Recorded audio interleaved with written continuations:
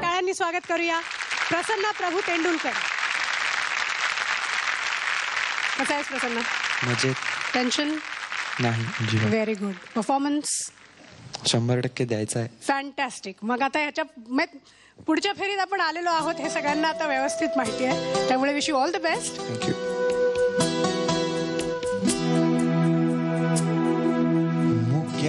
हुंदक्याचे गाणे कुणाला कळावे, छळावे स्वतःला निखारे क्षणांचेच व्हावे.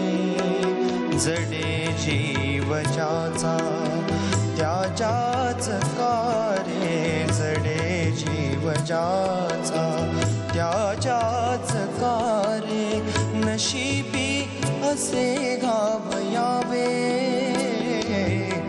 क्या हुंदक्याचे गाणे कुणाला कळावे, छळावे स्वतःला निखारे क्षणांचेच व्हावे.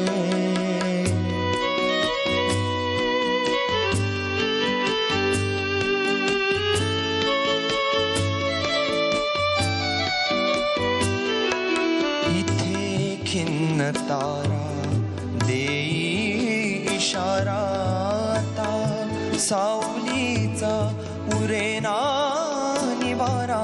इथे खिन्न तारा देई इशारा, आता सावलीचा उरेना निवारा.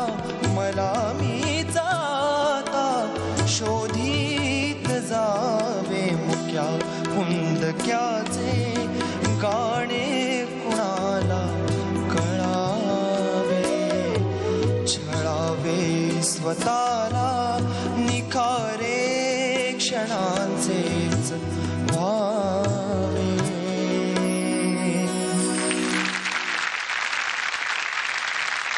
खूप छान झालं प्रसन्न. कसं वाटतंय आता? रिलॅक्स वाटतं. पण एक गाणं आहे अजून. मग तुम्ही सगळे पहिल्या गाण्यानंतर एवढे छान रिलॅक्स होता की आणखीन एक गाणं आहे, मला वाटतं हे सगळं विसरतात. पण नाही, छान झालं तुझं गाणं. आपण अवधूत पासून सुरुवात करूया. तुषार कपूरनी जर का एक महिनाभर 1.5 किलो मटण दररोज खाऊन 24 मधला 17 तास व्यायाम केला तरी एका महिन्यात त्याचा सलमान खान होऊ शकतो का?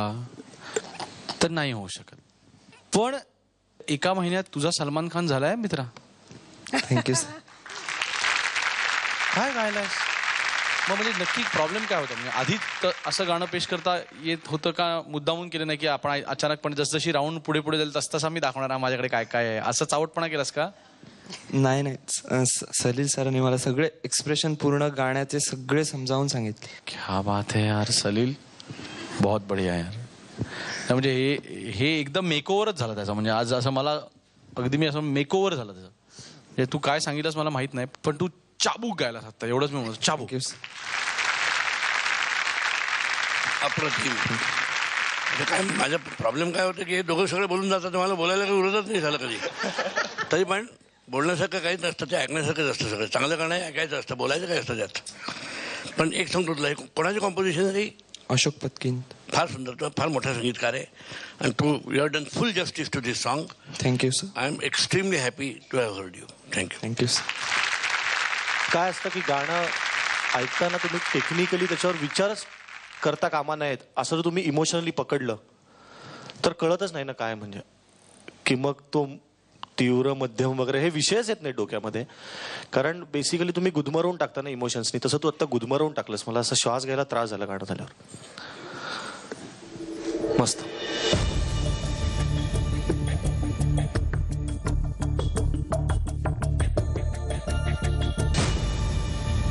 पर्यंत मार्क मिळालेले आहेत.